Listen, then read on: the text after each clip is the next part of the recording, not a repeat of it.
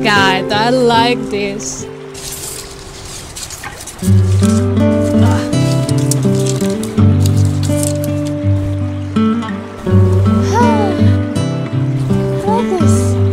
What if I make a video here? What do you think, guys? I think this is nice place. Oh man! Alright, it's not good idea to. My feet is wet, but I'm still alive. But here is beautiful. I like it. I like it here. Hello, tree. We're gonna wake soon. Oh, it's spring. Jadi beberapa hari yang lalu ada beberapa dari teman-teman yang bilang sama aku katanya, oh my god, aku baru sadar kalau ternyata aku itu punya mental block seputar uang.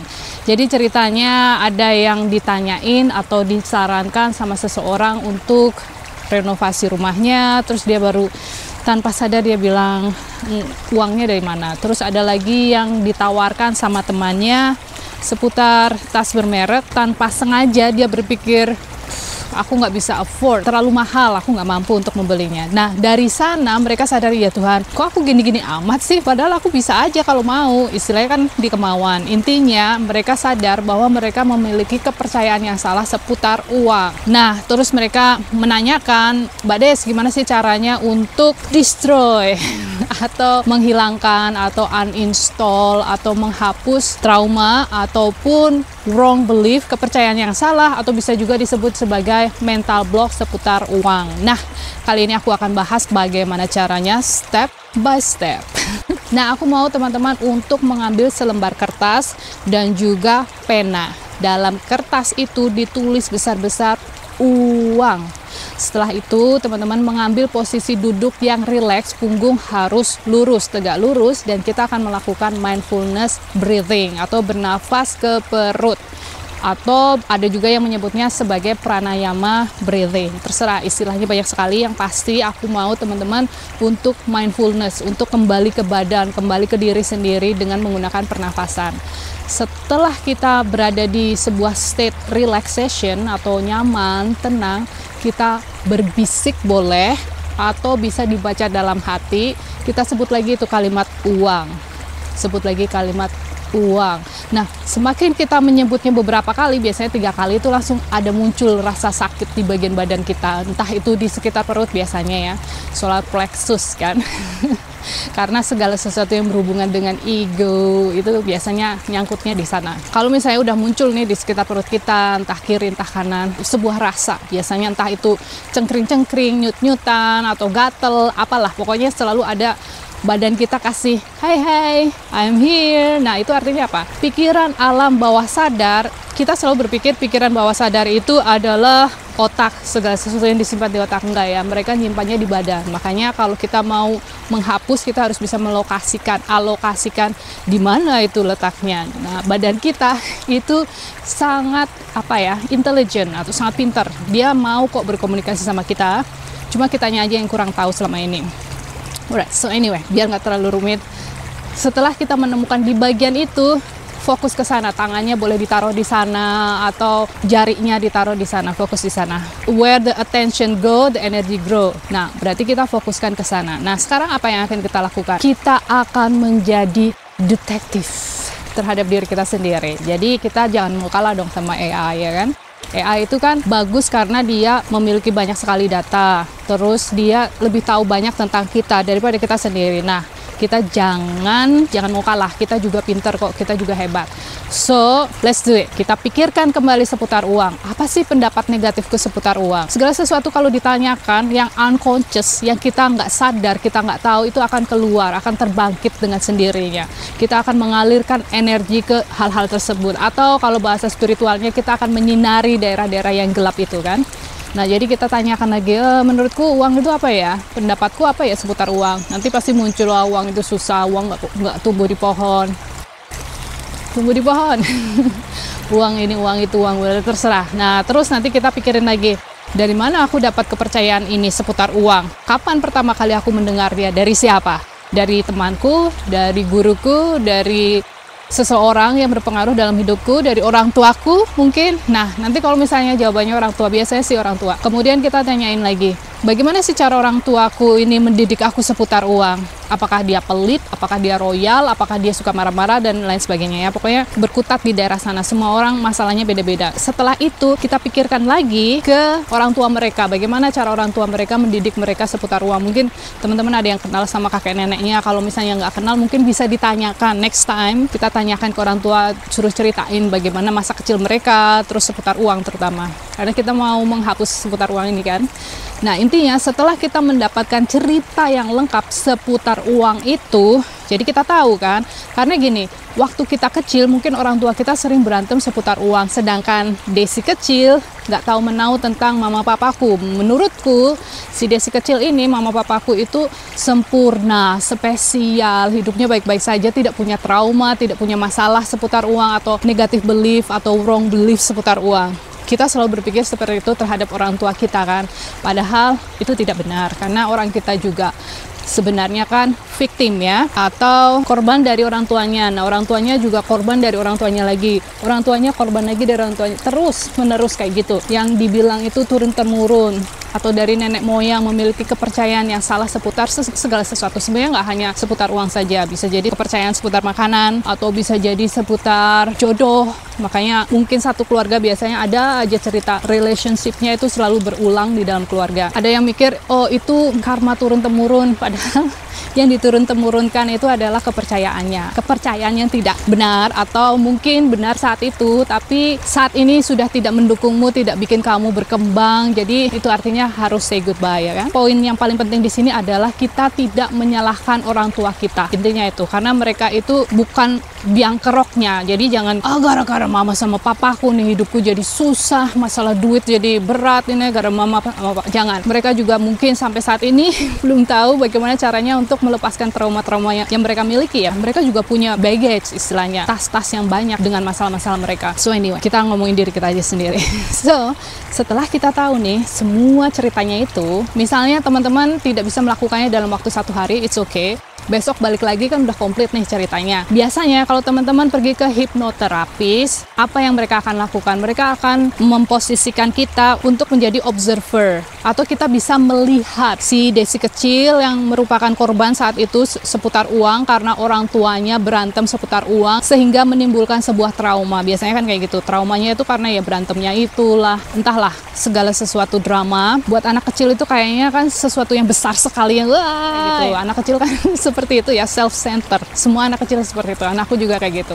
Makanya kita hati-hati sekali dalam memberikan masukan atau belief sama sekali. Mereka kayak kertas kosong. Aku berusaha sekeras mungkin untuk memposisikan di sana. So anyway, balik lagi ke Desi kecil. Kalau kita pergi ke hipnoterapis itu ngajarinya seperti ini ya. Cuma karena teman-teman akan melakukan sendiri di rumah, dan by the way bisa banget, nggak perlu ke hipnoterapis. Kalau mau sih silahkan, itu lebih enak sih menurutku ya. Karena ada yang membawa kita ke arah sana. Terus pokoknya kita kayak naik mobil disopirin, istilahnya kayak gitu. Tapi sekarang kita nyopirin sendiri, apa-apa sendiri. Alright. So, back again to that. Sekarang kita akan cari traumanya itu tadi. Kita duduk di situ lagi, mikirin uang.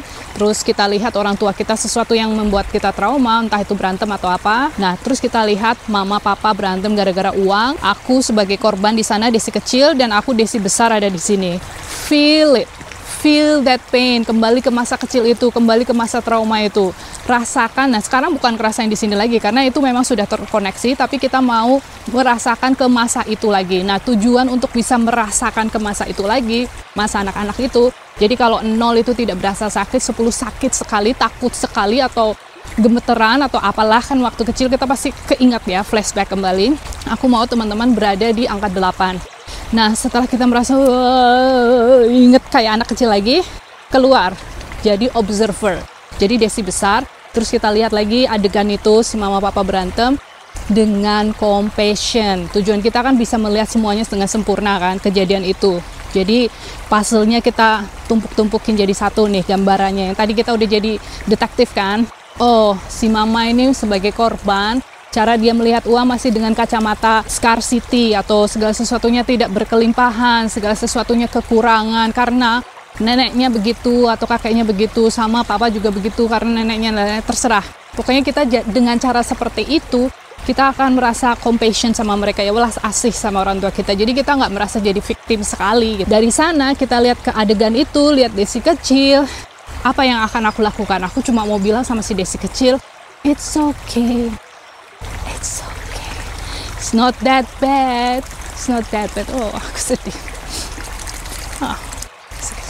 Karena aku punya masalah itu, guys. Anyway, so intinya kita hanya melihat figur kita yang kesakitan itu, yang merasa jadi victim, yang anak kecil itu dengan keadaan itu. Pokoknya kita ngobrol aja sama dia. It's okay, it's not that bad. Nggak seperti yang kita lihat, nggak seperti yang kita pikirkan. Itu cuma masalah bayar listrik aja kok, masalah ini aja kok, masalah itu aja. Kita harus bilang, aku belajar dari pengalaman ini, aku ngerti bahwa ini adalah wrong belief.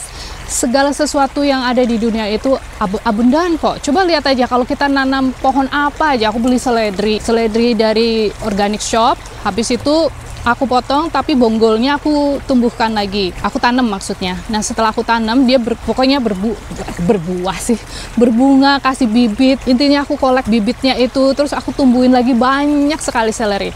Itu artinya kan abundan kan, nggak ada yang kekurangan, nggak bakalan habis, nggak bakalan kelaparan, kayak gitu. Sama halnya dengan uang. Nah, setelah kita bisa mengambil pembelajaran di balik semua itu, kita bisa memaklumi kenapa ibu kita begitu, atau kenapa bapak kita begitu, kita maklumi semuanya, kita mengerti, kita ambil hikmahnya, kita maafkan, kemudian kita akan melepaskan, diikhlaskan, and forget ya, nggak usah diingat-ingat, dilupakan. Jadi, memaafkan, melepaskan, dan dilupakan.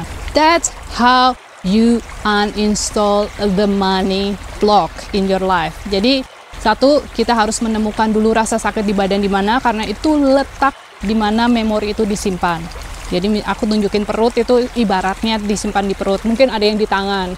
Makanya kalau NLP itu kan biasanya dia sambil ketuk-ketuk di bagian tersebut ya. Itu ya tujuannya untuk melepaskan energi yang trap atau terperangkap di sana, kepercayaan itu, ketakutan itu, insecure itu, otot kita itu kayak holding on gitu, memperangkap itu. Jadi kita nggak berasa kalau kita tuh sebenarnya kenceng ototnya, tegang, karena dia holding itu, dan itu banyak sekali energi yang digunakan untuk gondeli ya, apa ya bahasa Indonesia untuk memperangkap semua hal itu ya. Nah, kalau kita lepaskan itu artinya kita nggak perlu meluangkan energi untuk ke sana. Misalnya kita makan, dapat energinya 2000, yang 500 buat ngondeli perasaan itu, belum perasaan lain, otomatis setiap harinya kita akan lemes, kita nggak bisa ngelihat informasi, tidak dapat diterima dengan lebih banyak, dan lain sebagainya. Tapi ketika kita udah melepaskan, that's how you become more energetic, atau kesadaran kita akan meningkat. Berarti gitu aja ya, simple banget ternyata ya, simple banget. Pokoknya kita harus tahu letaknya di mana, kemudian kita harus kembali ke sana, ke traumanya ya. Jadi yang tadi itu kan PBS-nya, untuk menemukan PBS-nya di mana, terus kita lepaskan di sana kan, sambil diketok-ketok itu boleh, atau dengan ya itu tadi prosesnya. Nah, kalau untuk kembali ke trauma yang aku bilang tadi, harus ingat traumanya itu seperti apa, dan kita kembali ke sana. 0 itu tidak sakit, 10 itu sakit sekali, at least di angka 8. Nah, itu maksudnya untuk menemukan neuropath. Neuropath itu jalan yang ada di otak kita. Nah, jalan di otak kita itu kan kalau setiap kali kita ulang, dia akan menjadi lebih besar lagi, dan kita akan menjadi hal itu tanpa kita sadari. Setiap hari kita cara mikirnya ya seperti itu, karena jalannya yang diambil kan, kita selalu ngambil jalan itu yang terbaik kan, jalan yang besar, bukan jalan yang kerusukan kayak di sini aku tadi juga buka jalan itu kan males ya. Nah, kita mesti nyarinya jalan setapak, atau kalau ada jalan tol ya jalan tol. Nah, sama. Jadi kita kembali ke sana dengan maksud untuk mengganti meaning atau arti atau rasa atau emosi yang terperangkap di jalan itu. Jadi kita masih bisa menggunakan jalan itu untuk kehidupan kita sehari-hari, tapi arti negatifnya kita hapus. Nah, cara menghapusnya itu ya kita harus kembali ke sana dengan cara balik ke trauma itu. Nah, makanya kalau hipnoterapi itu mereka ngajakin ngobrol-ngobrol di posisi relax, tujuannya itu ke sana lagi. Tujuannya itu ke sana, yaitu tadi karena dia mau menghapus emosi yang ada di sana, terus menggantinya menjadi sesuatu yang positif. So, that's it guys. Habis ini kalau misalnya udah selesai dihapus, mau masukin program baru bagaimana ya, tinggal afirmasi aja, masukin afirmasi. Nah, proses ini boleh diulang berkali-kali sampai kita tahu kok setiap kali kita ngomongin uang gitu masih ada rasa apa lagi di sana. Ada yang komplain lagi nggak di badan ini? Kalau udah nggak ada sama sekali, terus kita ngomongin afirmasi nih, biasanya orang kadang, kok afirmasi ini aku ada rasa penolakan ya? Ya itu karena memang kamu masih terlalu kuat resisten seputar itu. Kita memiliki kepercayaan yang tidak sejalan itu sangat kuat. Kalau sangat kuat itu memang harus dihapus dulu, baru nanti kita tindih dengan kepercayaan baru. Nah, cara menindih dengan kepercayaan baru atau melapisi dengan kepercayaan baru itu bisa menggunakan afirmasi, dengerin aja seterusnya, atau subliminal message, itu sangat ampuh sekali. Aku harap teman-teman menggunakannya sebelum tidur, atau bisa menggunakan visualisasi, bisa juga menggunakan scripting, bisa juga menggunakan mungkin meditasi. Tapi kalau aku pribadi, meditasi aku gunakan untuk yang lain bukan untuk meminta. Kalau aku mau memprogram diriku sendiri, aku menggunakan waktu selain meditasi. Jadi sehari-hari itu aku kan punya banyak waktu tuh. Nah, aku akan gunakan di sana. Mungkin aku menggunakan simbol karena itu sangat efektif. Kita nggak perlu mikir, otak kita nggak mikir. Kita lihat simbolnya, udah otomatis masuk ke subconscious. Atau aku punya ide bagus sekali, taruh wallpaper di HP tentang sesuatu yang baru itu, entah itu kalimat, entah itu gambar, uang, atau pencapaian, sebuah pencapaian, terserah ya, atau sebuah semangat, atau sebuah quotes. Karena berapa hari teman-teman ngelihat HP, sering kan? Aku aja sering, makanya aku gunakan kesempatan apapun itu di rumahku untuk membrainwash diriku sendiri, menghipnotis diriku sendiri. Yang by the way, mereka, teman-teman tahu ya apa yang aku maksud. Mereka alias The Matrix itu juga menggunakannya kan, jadi it's work. Hal itu memang begitu, memang di dunia perhipnotisan, di dunia alam bawah sadar ya memang seperti itu caranya. Nah, daripada kita digunakan sama orang lain untuk menciptakan hidup mereka, atau sebuah collective consciousness dikoleksi terus menciptakan sebuah the world atau kehidupan realitas sesuai dengan keinginan mereka, lebih baik aku menggunakan untuk diriku sendiri, ya nggak? Nah, caranya yaitu tadi. Alright guys, seperti biasa, thank you, I love you, and bye for now.